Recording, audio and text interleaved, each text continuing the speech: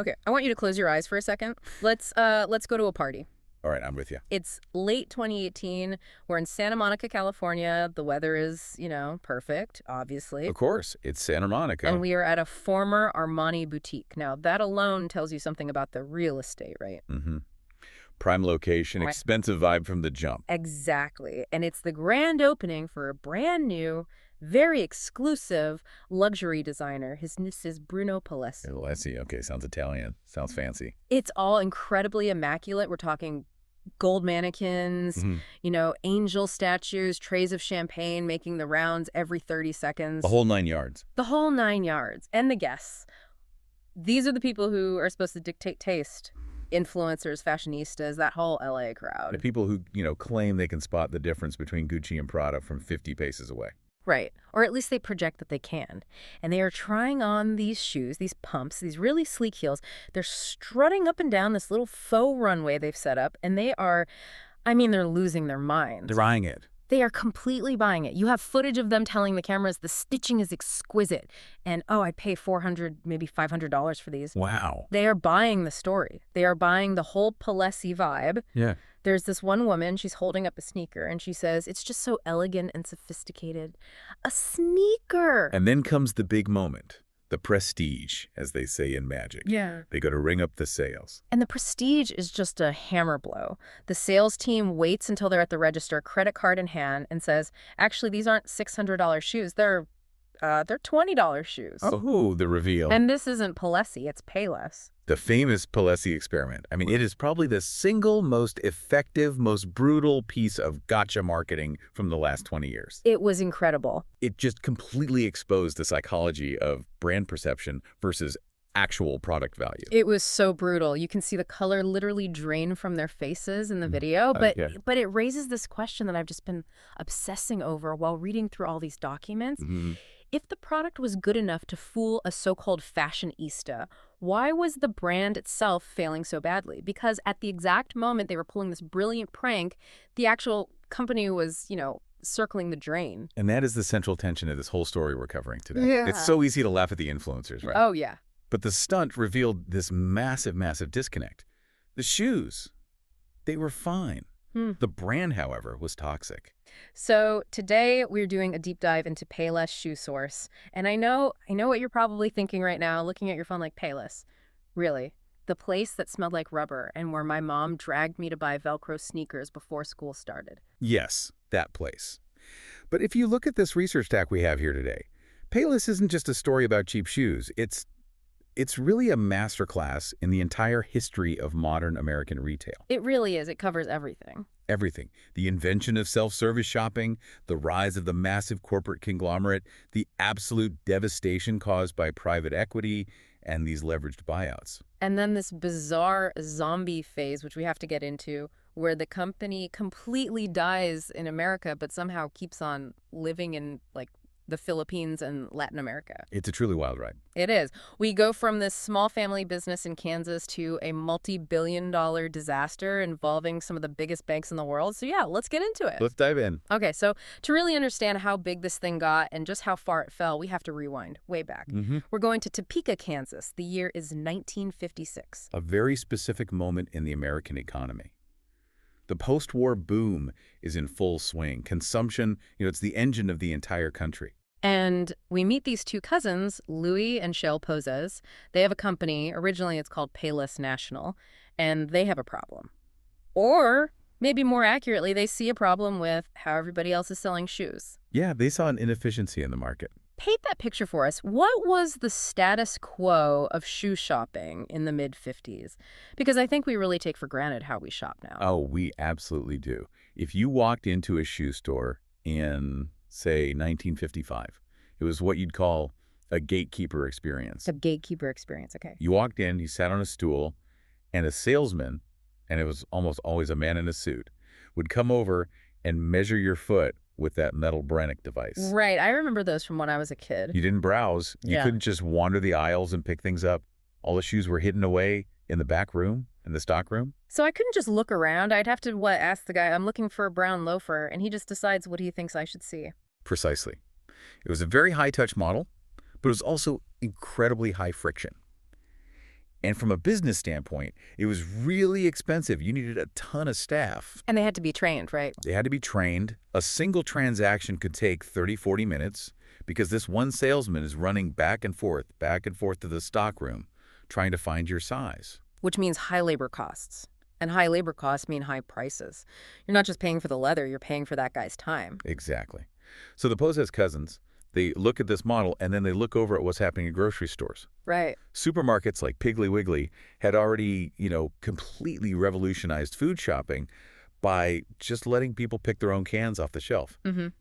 And the cousins think, why can't we do that with shoes? It seems so completely obvious now. Just put the shoes on the floor. But it was a radical disruption at the time. They moved the entire inventory from the back room out onto the sales floor. All the boxes. All the boxes. And they organized it by size, not by style, which is key. Ah, so you go to the size 8 aisle and all the size 8s are there. All of them. Yeah.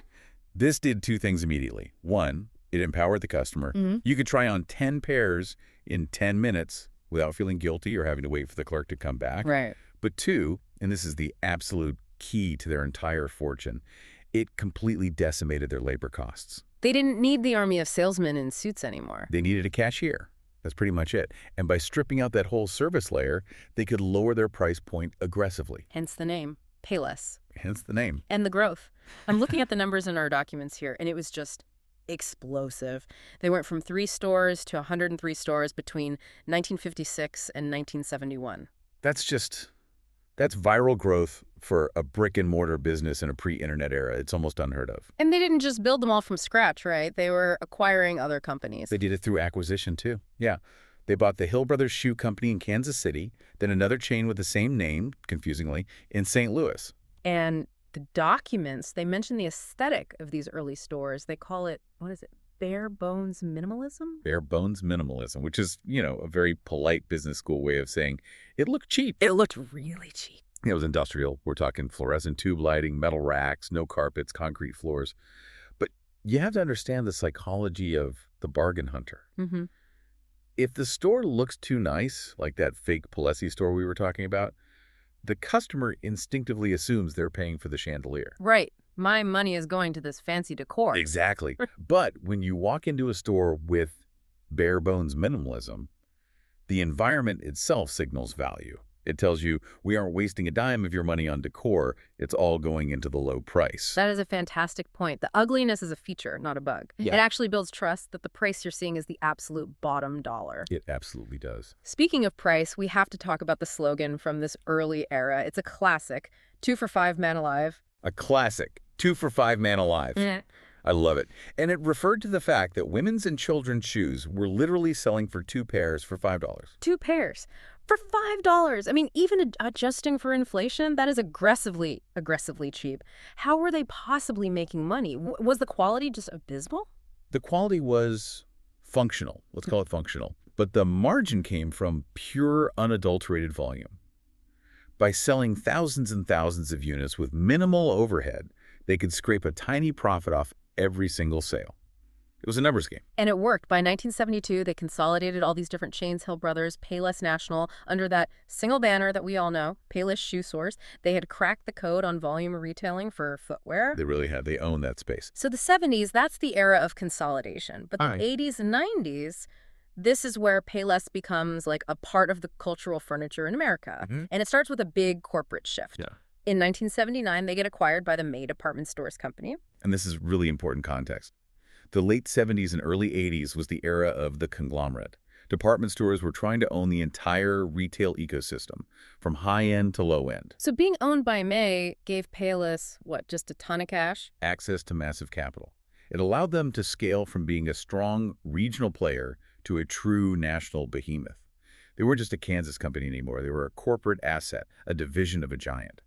But they do eventually spin off again, right, in 1996 to become independent. They do. They become Payless, ShoeSource, Inc., and go public. But before we get too deep in the finance stuff, we have to talk about the product. Because if you were a kid in the 80s or 90s, Payless wasn't about stock prices or corporate acquisitions. Mm-hmm. It was about one thing, Pro Wings. Ah, yes, Pro Wings. The shoes that launched 1,000 playground taunts. I feel like we need to have a moment of silence for every single person who had to wear these to gym class. The source material highlights them specifically. What was the deal with Pro Wings? They were the quintessential store brand answer to Nike and Reebok. Yeah. But they had this distinct design feature that became a bit of a scarlet letter for kids. The Velcro. The Velcro strap. The 2 or 3 straps, yeah. Instead of laces. Often, yes. And look, from a parent's perspective, Pro Wings were a godsend. They were actually pretty durable, they're incredibly cheap, and you didn't have to tie them. If you have 3 kids and you're trying to get them out the door for school in the morning, Velcro is a technology that saves your sanity. Okay, from a practical standpoint, sure. But in the brutal social hierarchy of an American middle school cafeteria, they were a signal. A huge signal. They signaled that your parents were not buying you the $100 Air Jordans. Exactly. And that cool gap is something that Payless struggled with for its entire existence. They were ubiquitous. By the 90s, they were in every town, but they had absolutely no cultural cachet. Right. They were the place you had to go, not the place you wanted to go. Nike was selling an aspiration. They were selling performance, even though most kids weren't, professional athletes. Right. Payless was selling utility. And utility is rarely cool. But business-wise, they were printing money. In the 90s, they went on another buying spree. They bought a chain called Pickway Shoes, then another one called Parade of Shoes. Mm-hmm. It feels like they were trying to just completely corner the market on low to mid-tier retail. They were. And they were also trying to diversify their sales channels. Buying Parade of Shoes in 1997 got them into department stores like Shopko. They were trying to saturate every possible place a person could buy an affordable shoe. But this is where we see the first cracks appearing in the facade. Because in 2004, they have a major restructuring. Right. They announced they're closing the entire Parade chain and another 100 Payless outlets on top of that. So even in what we think of as the good times, before the internet really took over, they were pruning. Mm-hmm. It seems like that model of expansion at all costs has a natural limit. Eventually, you just have too many stores selling the same cheap shoes, sometimes on the same block. That's the danger of retail saturation. When you're on every single corner, you start cannibalizing your own sales. Your new store just steals customers from your old store. Exactly. But that restructuring in 2004, it seems like it leads us into what I would call the identity crisis era, or maybe the ambition era. Mm-hmm. This is when Payless decides they don't want to be the Pro Wings store anymore. They want to be a Titan. They want respect. This is, without a doubt, the most ambitious pivot in the company's entire history. Mm-hmm. And it all centers on the year 2007. In 2007, they acquired the Stride Rite Corporation. Which was a massive, massive deal. Stride Rite wasn't just, baby shoes and kids' shoes.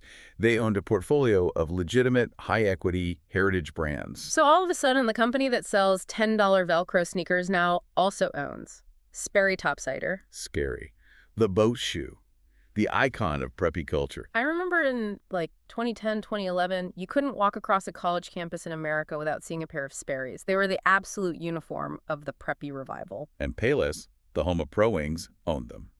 They also got Keds. Keds, the classic canvas sneaker. And Saucony, which is a very serious, respected running shoe brand. So they rebrand the whole company. They stop being Payless ShoeSource, Inc., and they become Collective Brands, Inc. It's a huge strategy shift. They're telling the market, we are not just a retailer anymore, we are a brand house. Right. It's a difference between being a grocery store, like Kroger, and being the manufacturer, like Procter & Gamble. Exactly. They wanted to own the intellectual property. Because if you own the brand, you capture the margin at every single step of the process. You can sell Sperry's wholesale to Macy's, and you make money. You can sell Sperry's in your own Payless stores, and you make money. It's vertical integration. And they didn't stop there. They also had this other division called Collective Licensing International, or CLI. And this part, to me, is fascinating because it seems like they were literally trying to buy cool. That's exactly what they were trying to do. They were trying to capture the youth lifestyle market. The source material lists a bunch of brands they acquired. Brands like Airwalk. Airwalk. Which was huge in the 90s skate scene. I remember begging my parents for a pair of Airwalks. They were the shoe to have. They were. And Payless also owned Vision Streetwear, Sims, Lamar. These were all core skate and snowboard brands. So what was the strategy there? Buy these cool, slightly faded brands and do what with them? The strategy was, we will take these cool skate brands and we will mass produce them and sell them at a mass market price point in our thousands of Payless stores. They were trying to verticalize cool, take the credibility from the skate park and sell it in the strip mall. Precisely. They wanted to own and control the entire cultural narrative. from the high-end boat shoe crowd to the action sports kids. On paper, it actually sounds kind of smart. You've got the high-end stuff like Sperry selling in department stores, generating cash, and then you have the cool stuff like Airwalk driving new, younger traffic into your discount stores. It was a bold vision. For a moment there, they were on top of the world. The stock is up. They have thousands of stores. They own this incredible portfolio of brands. They're a multi-billion-dollar empire. But we all know how this movie ends. the sharks begin to circle. And by sharks, you mean private equity. Indeed. Okay, this is the part of the story where we need to slow down and really explain the mechanics. Because the source says that in 2012, the company was bought out for $1.32 billion by a group. Right. That group included Wolverine Worldwide, Bloom Capital, and Golden Gate Capital. And then it says the company became heavily loaded with debt. This is the turning point. Yeah. This is the precise moment where Payless stops being a retailer and it starts being a financial instrument. Okay, so walk me through it. What actually happened in that deal room in 2012? So it wasn't a straight purchase. It was a partition, a breakup. Wolverine Worldwide, they're a major shoe manufacturer themselves. They own brands like Maryland Hush Puppies. They wanted the crown jewels. Okay. They looked at Collective Brands' portfolio and said, we want Sperry, Keds, and Saucony. The good stuff. So the most profitable, highest status brands get carved off and leave the building. Wolverine takes them and runs. Right. Now, what was left? You had the 4,000-plus Payless retail stores, which were, lower margin, and you had the collective licensing stuff like Airwalk. Okay. That rump company was taken by the two private equity firms, Golden Gate and Bloom Capital. Yeah. And they formed a new private entity called Payless Holdings. And this is a leveraged buyout, an LBO. A classic textbook LBO. Here's the simplified version, and it's really important to understand. Imagine you want to buy a house that costs $1 million. Okay. But you only have $100,000 in cash. So you go to a bank and you borrow the other $900,000 to complete the purchase. Standard stuff so far. Right, a mortgage. But here's the trick, and this is the part that always blows people's minds. With an LBO, you don't take out the mortgage in your name. You structure the deal so that the mortgage is put on the house itself. Wait, what? So the house is suddenly responsible for paying its own mortgage? Exactly. The company being bought, in this case Payless, is forced to take on all the debt that was used to buy it. So Payless, the company, now has hundreds and hundreds of millions of dollars in new debt on its balance sheet that wasn't there the day before. The private equity firms own it, but the company itself has to service the massive loan. That just seems, that seems incredibly reckless. You just stripped away its best, most high-margin brands like Sperry, so its income is less diverse. And then you've saddled the remaining discount stores with a massive mortgage they never asked for. It is unbelievably risky. The entire model requires the company to generate consistent, high, and predictable cash flow just to pay the interest on that debt. If business slows down even a little bit, you are in very deep trouble. And remember the timing. This is 2012. What is happening in the background of all of this? The inexorable rise of Amazon. E-commerce is exploding. Foot traffic in malls is just beginning to dip. It's the worst possible timing. So you have a company that now needs perfect performance just to stay afloat and pay off its new debt. And it's entering an environment where retail performance is getting harder and harder every single day. It's a pressure cooker. And the source mentions that eventually Moody's downgrades their credit rating. They had, I think, $100 million in loans that were coming due. And they just couldn't pay. This is the debt trap. When you have that much leverage, that much debt to service, you can't invest in the business. You can't upgrade your stores. You can't build a better website. You can't fix the ugly fluorescent lighting or the smelly carpets we talked about. Because every spare dollar is going to the bank. Every single spare dollar goes to the bank to pay interest. So the stores get worse, which means sales drop further, which means the debt gets even harder to pay. It's a death spiral. It honestly sounds like they were being hollowed out from the inside. They were. From a financial perspective, they were being strip-mined for cash flow until there was absolutely nothing left. So the bomb finally goes off in April 2017. Bankruptcy number 1. Chapter 11. Now, it's important to make a distinction here. Chapter 11 is a reorganization. It's not a final death sentence. It's basically asking the court for a timeout to restructure your debts and try to fix the business. An attempt to save the patient. Exactly. But as part of that, they immediately closed 673 stores. That is a lot of real estate to go dark all at once. Imagine walking through your local mall and suddenly seeing 3 or 4 big empty storefronts in a row. It's a massive contraction. But interestingly, they moved through this first bankruptcy process very, very quickly. They officially emerged from bankruptcy in August of 2017, just a few months later. And the source material notes they were actually the first among a whole group of troubled retailers to successfully restructure in that big wave of retail bankruptcies. They were.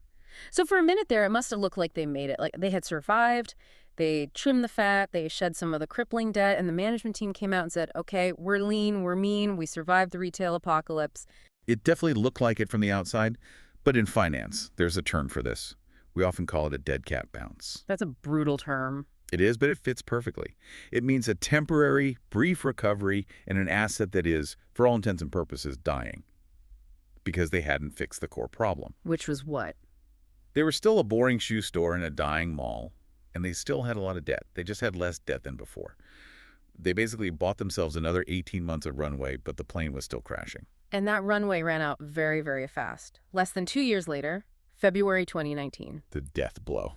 Bankruptcy number 2. And this was not a let's close a few underperforming stores kind of bankruptcy.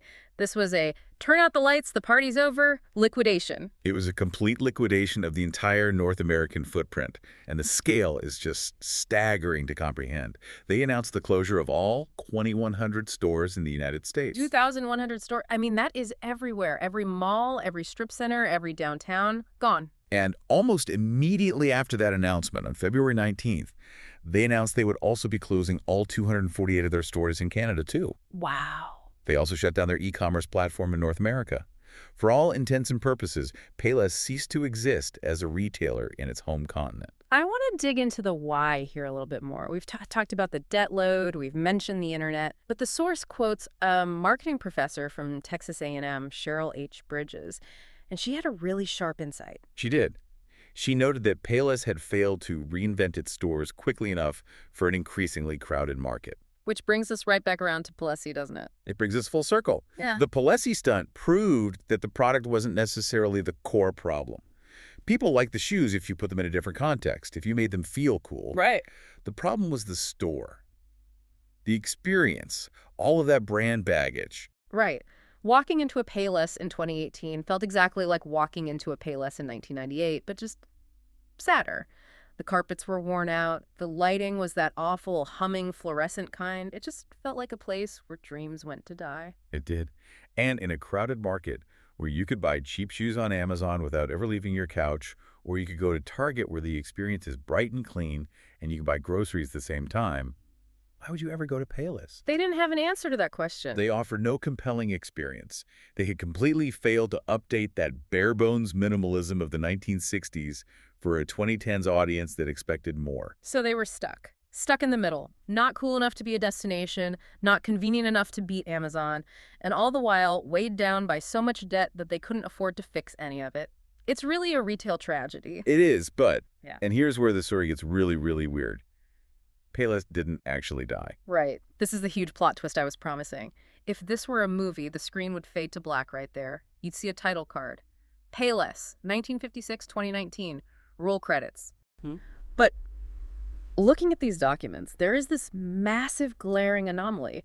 While every store in the US and Canada was putting up everything must go signs, there were hundreds of Payless stores around the world that were just business as usual. It's this fascinating split reality. The bankruptcy filings that were made in the U.S. explicitly excluded any stores operating outside of North America. The international operations were legally and financially insulated from the American collapse. So we have this zombie brand situation. The body is dead in America, but the brand is still walking around elsewhere. So where was Payless actually surviving? It's a global tour. Let's start in Asia, specifically the Philippines. In 2019, while U.S. stores were being liquidated, the Philippines had 76 active and profitable Payless stores. 76. That is a massive footprint for a single country that size. It's huge. And Indonesia had 73 stores. They had launched there back in 2011, and it was a big success. Okay, so a strong presence in Southeast Asia. What about elsewhere? The Caribbean. Payless is an absolute giant in the Caribbean. I was looking at the list in our source material, and it's just extensive. St. Lucia, Antigua, Grenada, St. Kitts, Dominica, St. Vincent. Barbados as well. They opened their first store in Barbados in 2012 and grew to 5 locations. And Trinidad and Tobago, they have 23 stores. 23 stores in Trinidad and Tobago alone. That is incredible density. Why? I mean, why did the brand work so well there when it was failing so spectacularly in Topeka? It's a combination of a few key factors. First, the competitive landscape is completely different. Amazon is a global juggernaut, of course, but last-mile delivery in many developing markets is much harder and more expensive than it is in the U.S. Right. You can't just get prime delivery in 2 hours in every corner of Indonesia or on a small Caribbean island, so the inherent convenience of a physical store is still very, very real. That makes perfect sense. The physical store is actually solving a logistics problem for the customer. Second, mall culture is different. In places like the Philippines or the UAE, the mall is still the absolute center of social life. It's where you go for air conditioning, for food, for entertainment, for community. Foot traffic hasn't fallen off a cliff there like it did in the American Midwest. Okay, so market conditions are different, but was there a structural difference in how the company itself was run internationally? The huge difference. And this is probably the most crucial piece of the puzzle, the franchise model. Ah, like a McDonald's or a Subway? Exactly like a McDonald's. In the U.S., Payless owned and operated most of its stores. That meant they paid the rent, the staff salaries, the electric bill, all the rest was on them. But internationally, many of the operations were partnerships or franchises with large local retail operators. So they found a local expert to run things. Yes. For example, in the UAE and other parts of the Middle East, the brand is operated by the Al Shaya Group. They're a massive, sophisticated retail operator who runs dozens of Western brands there. In Thailand, it's the Central Marketing Group. These are local giants who know their specific markets inside and out. So Al Shaya pays Payless a licensing fee to use the name and the branding, but Al Shaya takes on all the risk of actually running the stores. Correct. If the store in the Dubai Mall has a bad month, Al Shaya takes the financial hit, not the Payless corporate entity back in America. It's a much safer, higher margin way to exist. So internationally, Payless basically became an intellectual property company. They were selling the idea of Payless to people who really knew how to run stores in their home countries. That is brilliant. It insulates the mothership from all the local risks like rent and payroll. But there was one exception, though, wasn't there? One place where the international strategy failed pretty badly. Australia. Right, the land down under. This is a really interesting sidebar to the story. In 2013, the U.S. Payless bought the Australian Payless shoes chain, which, just to make things confusing, had been operating completely independently in Australia since 1980, with no affiliation to the U.S. company. Wait, so there was a totally different, unrelated company called Payless Shoes in Australia for 30 years? Yes. The name is generic enough that multiple people came up with it. So the U.S. Payless bought them out, planning to unify the brand globally and run the Australian stores themselves. And it didn't work. It was a disaster. They tried to run it directly, but the exact same issues that were plaguing the U.S. market, high rents, online competition, hit them there just as hard. By December of 2016, they closed all 150 stores in Australia and cut 730 jobs. So in a way, Australia was a canary in the coal mine for the U.S. collapse that would come a few years later. Okay, so Australia's out, the U.S. is out, Canada is out. But Latin America, Asia, and the Caribbean are keeping the heartbeat of the brand going. Which brings us to the final improbable act of our story. The resurrection. Because in the world of modern corporate finance, nothing ever truly stays dead if there's even a little bit of brand equity left to squeeze out of it. It's January 2020. The world is, about to change for a lot of other reasons, obviously. But in the business world, Payless officially emerges from its second bankruptcy. They have new owners now. It's a group of investors led by 2 firms, Alden Global Capital and Axar Capital Management. And they have a plan to bring the Payless brand back to the United States. And the very first thing they did was a subtle but important rebrand. On August 18, 2020, they officially dropped ShoeSource from the name. Just Payless, it's cleaner, more modern. It's like Cher or Madonna. One word is all you need. And they moved the headquarters. This is a big symbolic move. Goodbye to Topeka, Kansas, the home of the Pozes cousins and the company since 1956. And hello, Edgewater, Florida, which is basically a suburb of Miami. Which makes total and complete sense given everything we just discussed. If your only surviving profitable business is in Latin America and the Caribbean, Why would your C-suite be in Kansas? Miami is the logistical and cultural gateway to your actual market. Exactly. It's a clear symbolic shift away from the American heartland and toward a global international hub. And the strategy shifted too. Right. They relaunched the U.S. e-commerce site, finally a digital-first approach. But they also announced plans to open physical stores in the U.S. again. They did. But not the same old stores, right? They aren't just going to go back into all those dying malls they just left. Correct. The plan they announced was to open between 300 and 500 freestanding stores over the next 5 years. And freestanding is the crucial distinction there. It's everything. They are moving away from the mall dependency that killed them in 2017 and 2019. They want standalone locations on busy roads where they can control the rent, the parking, and the entire customer experience from the curb to the cash register. It is so ambitious, trying to reopen hundreds of stores right after you just liquidated thousands. It is a very bold bet that there is still some love left for that brand among American consumers. Or at the very least, a real need for that price point. Inflation is real. People still need affordable shoes for their kids. The core innovation of 1956, self-service, low cost, is still a completely valid business model. So the question is whether they can execute it now without all the baggage of the past, without the debt, without the decrepit stores. Can they start fresh? So here we are. Payless is back, sort of. They're online. They're slowly opening new stores. Their headquarters is in Miami. And there's still a huge deal in the Philippines and Trinidad. It's just a wild, wild journey. It really is. I mean, you go from the Posez cousins having this brilliant idea to invent self-service shoes in Kansas, to the Pro Wings era, to the massive collective brands empire. Then the private equity strip mining, the total collapse in its home country, and now this weird digital hybrid resurrection. It's the whole life cycle of modern American capitalism in one company. It makes you think about that Payless stunt again, doesn't it? Payless was a joke, but it showed that people want to believe in quality. They want to buy into a story. Payless spent, 60 years being the cheap option? Can they actually rebrand themselves as the smart option? That is the multi-million-dollar question, isn't it? Can a legacy retailer truly reinvent itself after liquidating its entire home base? It is incredibly rare. Usually when a chain like Circuit City or Borders liquidates, it's gone forever. Right. Maybe the IP gets bought by some online-only company. But to try and actually rebuild the physical footprint, that is a very, very steep hill to climb. But hey, everyone loves a comeback story. And let's be honest, everyone still loves a good deal. Maybe there is a future where Payless is, I don't know, kind of cool again. Right. Or maybe Payless was the only glimpse of cool we'll ever get from them. It does raise a really provocative thought, though, about the cyclical nature of retail and corporate finance. We often think of bankruptcy as the end, as the tombstone for a company. The final chapter. But in modern corporate finance, Chapter 11 bankruptcy is often just a tool. It's a car wash. You go in dirty, covered in debt and bad real estate leases, and you come out the other side smaller, cleaner, and ready to try again. That is a great point, but it's also a slightly terrifying one for all the employees and the landlords and the creditors who get completely washed away in that process. It's the brutal efficiency of the market.